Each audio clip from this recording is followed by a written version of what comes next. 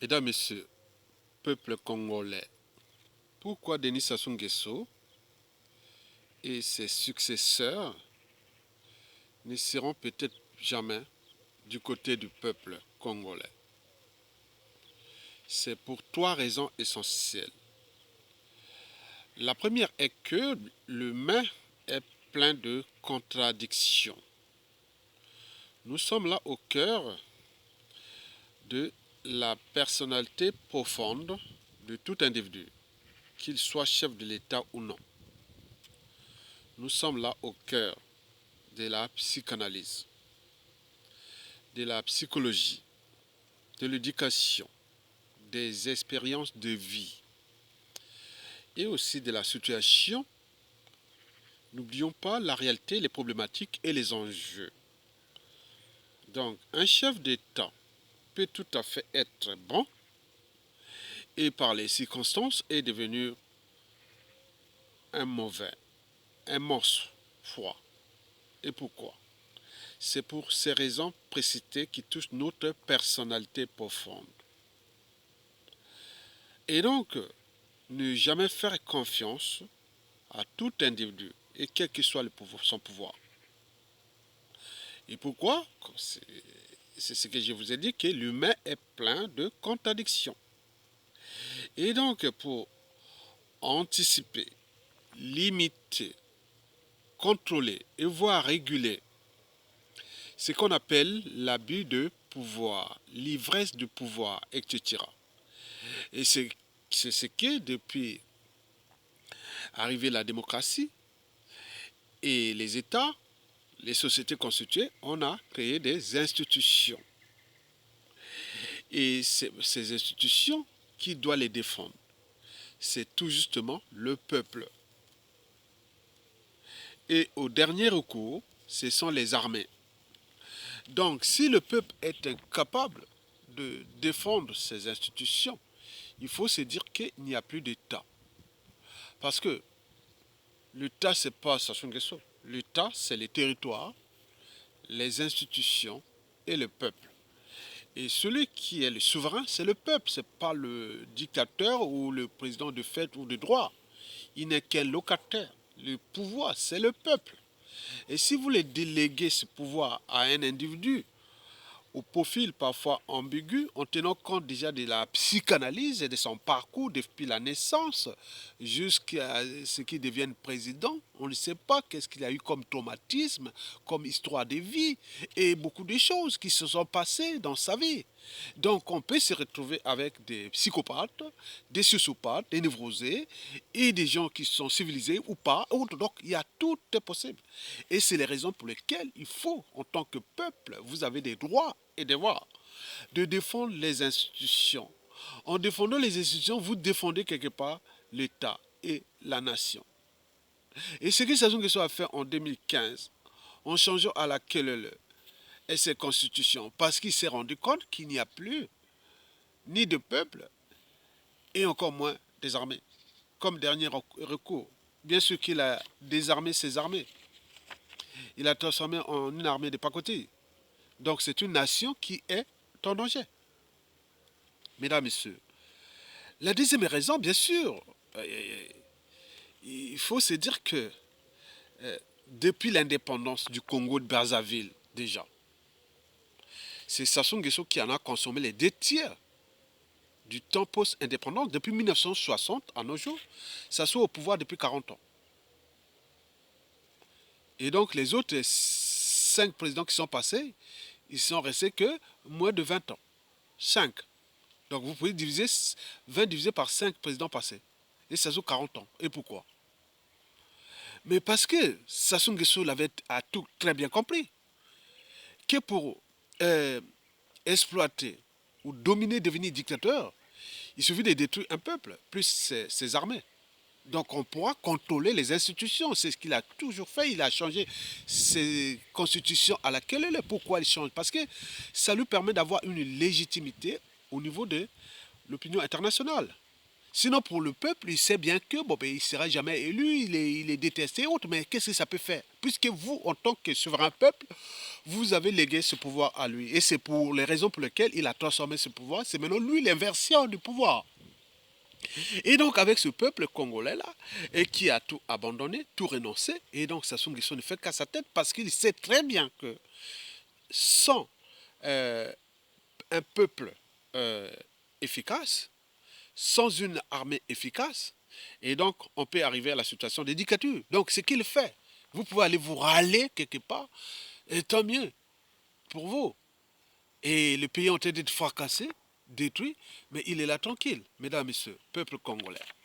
Bon, donc, la problématique ici posée, elle est politique, anthropologique, sociale et culturelle. Est-ce que nous avions transmis les valeurs de liberté, de dignité, de justice, du courage, de la mémoire collective, du but de la condition humaine, et on respectait même les notions les plus insignifiantes de l'État dans le territoire, les institutions et les peuples, quel que soit le régime politique?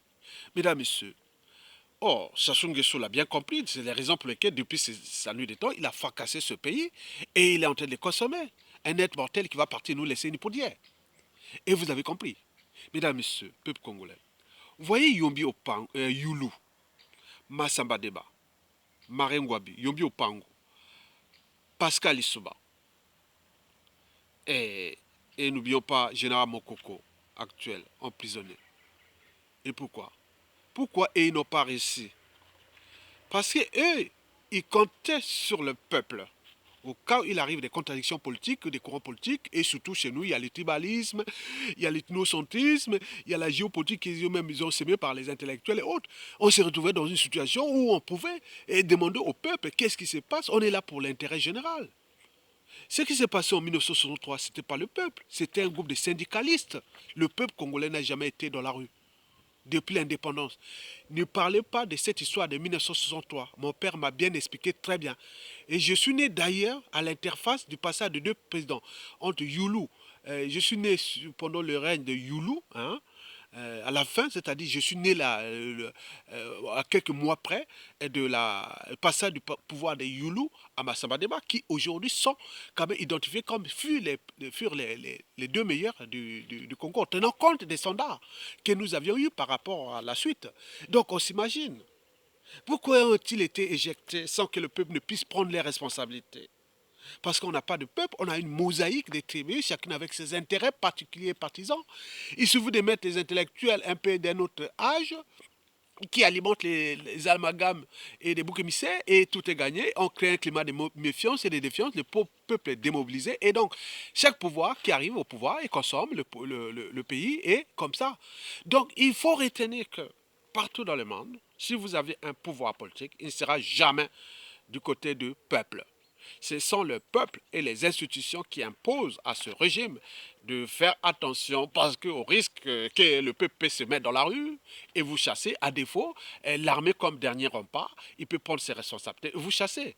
Mais le risque, c'est que nous avions eu depuis ces années-là qu'on peut compter sur le peuple, mais on ne compte plus sur le peuple-là. Sinon, ça se saurait depuis 2015 à nos jours. Ils sont allés manifester, les hommes politiques les ont invités à aller manifester, après ils leur ont demandé de rentrer chez vous comme des moutons. Alors qu'au Soudan, ils ont fait pareil, et le peuple a dit non. Et les opposants politiques disent non, rentrez chez vous. Nous restons là jusqu'à la chute du dictateur Omar el-Béchir. On a vu en Algérie. Et le peuple est resté là debout. Jusqu'à ce que Bouteflika dit non. Mais nous, on a dit rentrez chez vous, comme des moutons.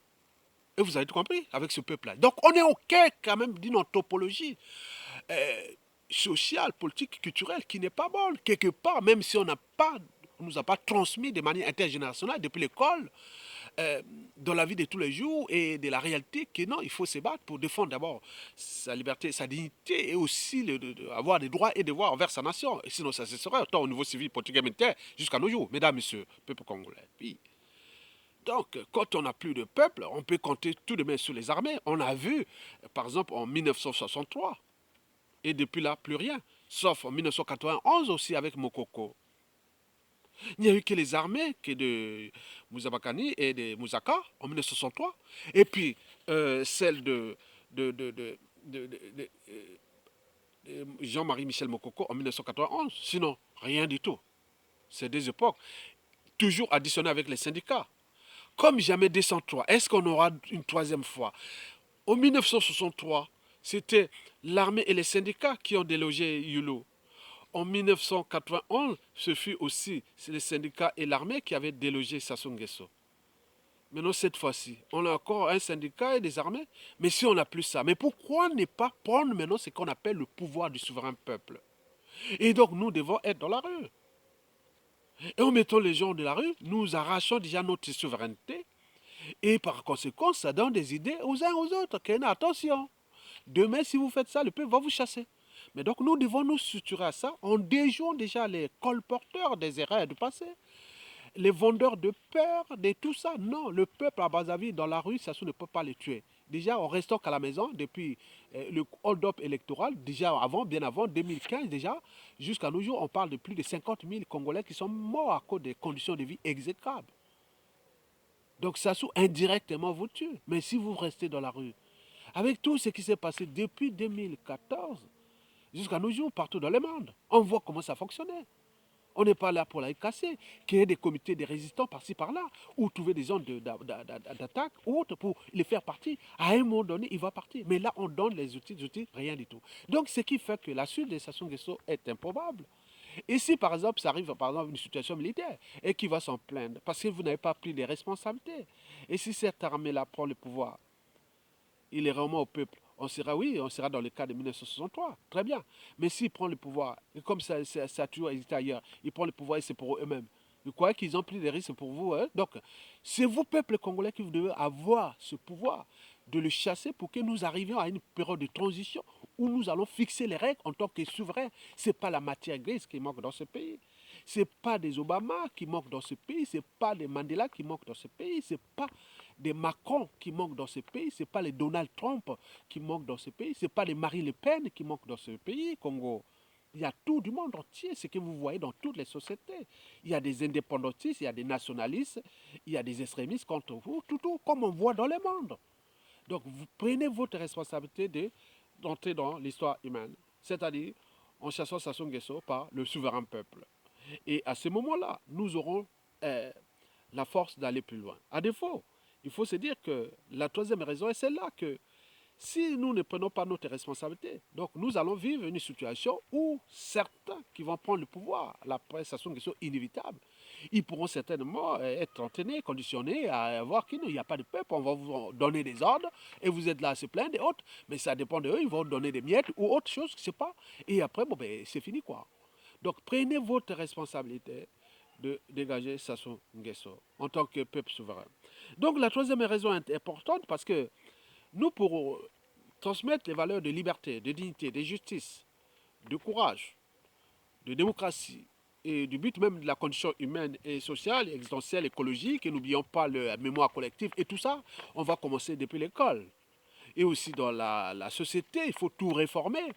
Et tout ça a commencé à zapper ou à mettre des contraintes sur les occupations médiocres qui sont maintenant au Congo comme un marché. Vous avez les églises de réveil, vous avez la presse intellectuelle, vous avez plein de tout, la sorcellerie, vous avez tout ça, il faut légiférer, éduquer et autres, pour une durée de 30 ans. Donc cette vidéo est les prémices de ce qui va se passer pour que nous laissons d'ici une trentaine d'années, aux environs de 2050, un peuple qui sera capable de se défendre dans un monde brut, qui devient de plus en plus incertain, où certains régimes politiques ou des individus qui ne pensent qu'à de pouvoir pour le pouvoir. Mais si vous n'avez pas les gens pour se défendre, entre vous, c'est broyer, vous serez que là, pleurer, pleurer, pleurer. Et aujourd'hui, c'est le cas. Donc Sassou Nguesso n'a jamais été aussi faible. Mais le peuple n'est pas en mesure de se battre. Mais parce qu'il n'a pas été entraîné ni conditionné d'ailleurs.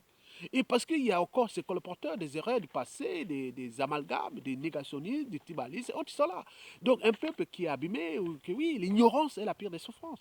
Donc nous devons comprendre que la dynamique est là. Même tout ce qui viendra après Sassou Nguesso, si vous ne tenez pas compte de cette vidéo, de ces trois raisons précitées, et vous allez rentrer dans la même chose. Parce que tout pouvoir, quel qu'il soit, démocratique ou de fait, a toujours tendance à confisquer le pouvoir au peuple. Et c'est les raisons pour lesquelles les peuples se battent et continuent à se battre. Et la vie, c'est un combat. Et le peuple d'ailleurs.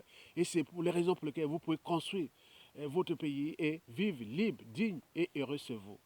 Et c'est ça la, la finalité. Donc je suis quelque part là, entre... là, je peux vous le dire, hein, c'est entre la Nièvre et le Loiret. La Nièvre, c'est Nevers, hein, et le Loiret, c'est Orléans. Donc je suis entre les deux, à l'étofage entre les deux départements. Vous pouvez les voir du côté de la Loire. Mesdames, Messieurs, je vous remercie.